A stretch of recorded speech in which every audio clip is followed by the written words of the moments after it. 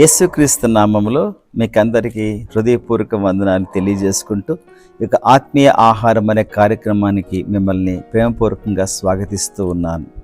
మీరందరూ బాగున్నారా? Good morning to each and everyone. ఈ ఉదయకాలము మీరు లేచి ప్రార్థన చేసి ఉంటూ ఉన్నారా? మీరు నిజముగా ప్రభు యొక్క వాక్యాన్ని చదివి ఉంటూ ఉన్నారా? ధ్యానిస్తూ ఉన్నారా? దేవుడికి నడిపింపు కోసము మీరు ప్రతి ఉదయము మానక దేవుని యొక్క వాక్యము చదివితే దేవుడు నిజంగా మనల్ని నడిపించేటువంటి దేవుడిగా ఉంటూ ఉన్నాడు. ఆనాడు మోషే ద్వారా ఇశ్రాయేల్ ప్రజల్ని దేవుడు చక్కగా నడిపించాడు. అలానే ఈ దినాలలో కూడా మనకు దేవుని యొక్క వాక్యం ద్వారా దేవుడు మనల్ని నడిపిస్తాడు. ఇన్ఫ్యాక్ట్ ఒక వాక్యం మీకు గుర్తు చేయాలని నేను ఆశపడుచు ఉన్నాను. చూడండి, కీర్తన గ్రంథంలో నుండి 25వ కీర్తన 9వ వచనం ప్రకారము, న్యాయ విధులను బట్టి ఆయన దీనులను నడిపించును, తన మార్గమును దీనులకు నేర్పును.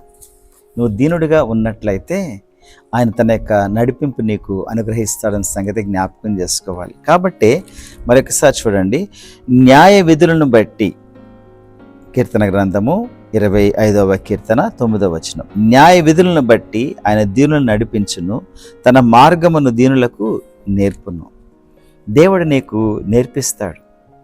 ప్రతిరోజు నువ్వు వాక్యం చదువుతూ ఉంటే ఆ వాక్యం ద్వారా నేను నడిపిస్తూ ఉంటాడు. ప్రభువా, ఈ జీవితాన్ని నేను జీవించలేనయ్యా, నాకు సహాయం చేయి నువ్వు అడుగుతావా? అలాగైతే దేవుడిని నడిపిస్తాడు. నా జీవితాన్ని నేను నడిపించుకోగలను అని నువ్వు అనుకున్నట్లయితే ఆయన అవసరం ఏముంటుందో చెప్పండి. కాబట్టి ప్రతిరోజు కూడా నిన్ను నడిపించాలనంటే నువ్వు దీనుడిగా ఆయన గడప దగ్గర నిల్చుని, ప్రభువా, ఈరోజు నీ శక్తిని నాకు దయచేయవా, ఈరోజు నీ యొక్క ప్రేమను నాకు పంచవా, ఈ రోజున నాకు కావలసినవన్నీ కూడా నాకు దయచేయవా అని ప్రభుని నువ్వు అడిగినట్లయితే నేను నడిపించేటువంటి దేవుడిగా ఉంటూ ఉన్నాడు. ఒక ఉదాంతం చెప్పి నేను ముందుకు సాగిపోతాను. ఒకనొక ఊరిలో ఒక ముసలావిడ ఉండేటువంటి వారు. మంచి దైవభక్తి ఉండేది, ఎవ్వరూ లేరు తనకి. నా అనుకున్న వాళ్ళందరూ కూడా చనిపోయారు. అయితే తను ఒక్కటే బ్రతుకుతూ ముసలితనంలో కూడా మరొకసారి తన కడుపులో విపరీతమైన కడుపు నొప్పి వస్తూ ఉన్న సమయంలో మరి గవర్నమెంట్ హాస్పిటల్కి వెళ్ళి అక్కడ చూపించుకుంటున్నప్పుడు లోపల అల్సర్ ఉన్నది కాబట్టి మరి అల్సరు మరి ఆపరేషన్ చేయడానికి అంత తన దగ్గర డబ్బు విషయం అనేది కాదు, కానీ గవర్నమెంట్ వాళ్ళు ఫ్రీగా చేస్తారు, కానీ ఆ వయసుకి చేస్తే తట్టుకోగలుగుతుందో లేదో అని చెప్పేసి అలాగా ఈ టాబ్లెట్స్ వాడండి, ఇంకెప్పుడు ఇట్లానే ఉంటుంది, ఇది కొద్దిగా సర్దుకోండి అని చెప్పి పంపించేశారు. సరే, ఇటువంటి సమయంలో మరి తను ఎంతగానో బాధపడిపోతుంది ఆ నొప్పితో. ఒక రోజున అలాగ ప్రార్థనలో అలాగే ఉండిపోయి, ప్రభువా, దీన్ని తీసివేసేవా, ఈ నొప్పి భరించలేకపోతున్నాను, నన్ను నడిపించవా ఈ యొక్క మార్గంలో అనేసి ప్రార్థన చేస్తుంటున్న తను అలా నిద్రపోయింది. ఆ నిద్రలో దేవుడు తన కళ ద్వారా మాట్లాడాడంట. ఏమనంటే, రోజు కూడా మరి ఓన్లీ వాటర్ వేసుకొని అన్నంతో తినేసేసామని ప్రభు చెప్పాడంట. కూర అసలు టచ్ చేయొద్దు అని చెప్పాడంట. అలా చెప్పి అదృశ్యమయ్యాడంట. మరి అది తెలుసుకొని ఆ విధంగా రోజు పొద్దున మధ్యాహ్నం సాయంత్రం అలాగనే తను చేసిందనమాట. అంటే ఓన్లీ వాటర్తోనే అన్నం కలుపుకొని తినేసుకుంటూ వస్తూ ఉన్నది. అటువంటి సమయంలో దాదాపు 6 నెలలు 7 నెలలు కూడా 6 నెలలు బహుశా అయినట్టున్నాయి. అటువంటి సమయంలో ఈ గవర్నమెంట్ నర్సులు ఏఎన్ఎంస్ అలా తిరుగుతూ ఉంటారు అటువంటి పల్లెటూరులో. ఆమెను చూసినప్పుడు ఇంకా యాక్టివ్గా ఉన్నప్పుడు, అరే ఇంత యాక్టివ్గా ఉంది, అసలు ఏం జరిగింది అనేసి పోయి అడిగినప్పుడు, ఆ టాబ్లెట్స్ అయిపోయి మళ్ళీ రావట్లేదు ఏంటమ్మా హాస్పిటల్కి అని అంటే, నాకు బాగానే ఉంది కాబట్టి నేను హాస్పిటల్కి కూడా రావటం లేదు, కారణం ఏంటనంటే రోజు ఈ అన్నం ఇట్లా తింటూ ఉన్నాను అని అంటే, తీసుకుని వెళ్ళి ఆవిడ పరీక్ష చేసినప్పుడు మరి అల్సర్ కనిపించలేదంట. అసలు చూసారా దేవుడు ఎంత స్వస్థపరిచాడో, ఎలాగ నడిపించాడో చూసారా? తన దీనురాలు కాబట్టి చక్కగా నడిపించాడు దేవుడు తనని.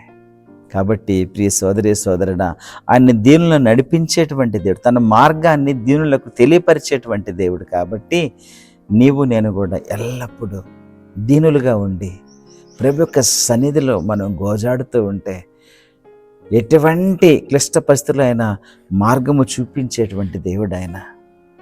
మోషే దీనుడు కాబట్టి ఎర్ర సముద్రం ముందరొచ్చినా, వెనకాల ఫరో సైన్యం వచ్చినా మార్గాన్ని దీనుడికి చూపించాడు ఆయన.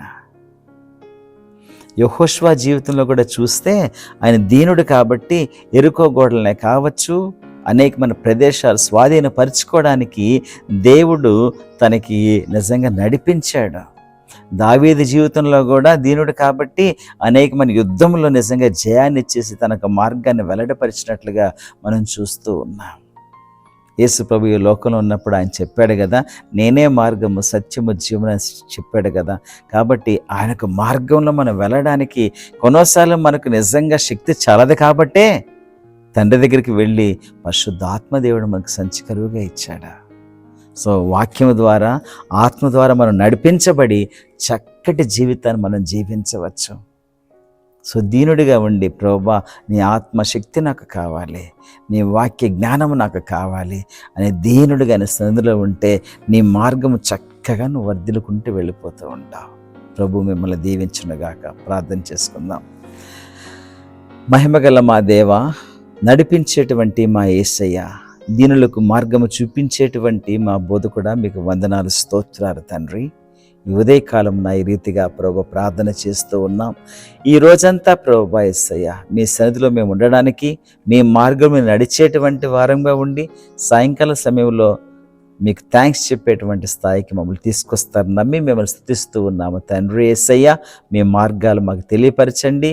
ఆయన మీ యొక్క వెలుగులో మేము నడిచేటువంటి కృపను మాకు అందరికీ దయచేసి ఈరోజు వచ్చేటువంటి ఎటువంటి ఆపదలైనా సరే ఎదుర్కొని సంతోషంగా మీ చేత ప్రభావ శక్తి పొంది జీవించేటువంటి వారి కృప చూపించవలసిందిగా వేడుకుంటూ యేసుక్రీస్తు నామంలో అడిగి వేడుచు ఉన్నాము తండ్రి.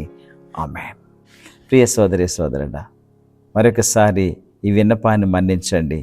దయచేసి ఇతరులకు ఈ యొక్క ఎపిసోడ్ని షేర్ చేయవలసిందిగా మనవి చేసుకుంటూ ఉన్నాను. Thank you. God bless you all.